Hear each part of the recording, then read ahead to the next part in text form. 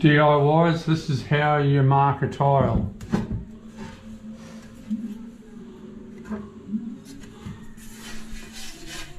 And then you flip it over.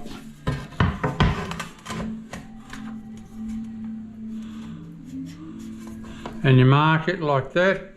When you turn it over, you see that mark there? It's the top.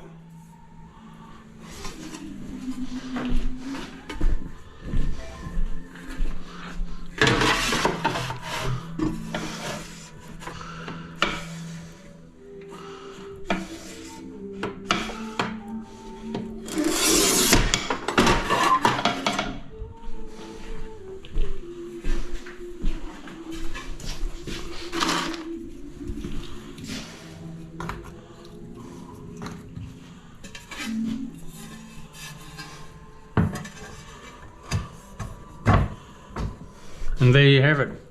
Glue it in quick.